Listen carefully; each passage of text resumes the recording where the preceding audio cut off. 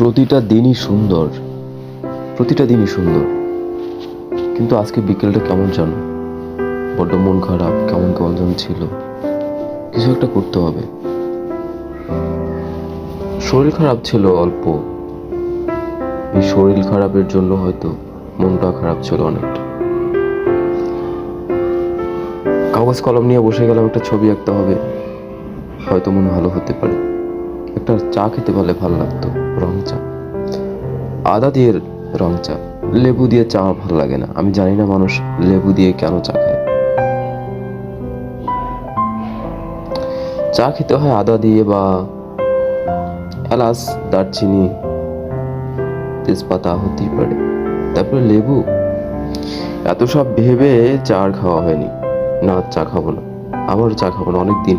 আবার যখন কোনো একদিন চা খেতে ইচ্ছে করবে, হাতের পাশে চা পেলেই খাবো, আর নয়তো খাবো না।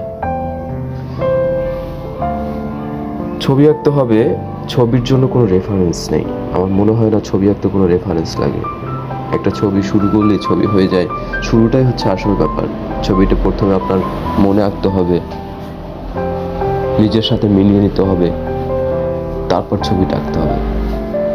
আঁকতে আঁকতে যখন ছবিটা শেষ হবে, শেষ হওয়ার পর হয়তো ভালো লাগছে না, তারপর কিছু আসে যায় না, কারণ ছবি কখনো নষ্ট হয় না।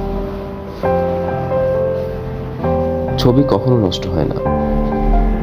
তাই কোনো রেফারেন্স নেই না, কোনো কিচ্ছু নেই না, শুধুই ডুব দিই ছবির দুনিয়ায়। ছবি আঁকতে হবে, বাস এতটুকুই। একটা ছবি, ছবি আমাকে বাঁচিয়ে রাখে। আমি ছবি আঁকতে ভালোবাসি সবসময়।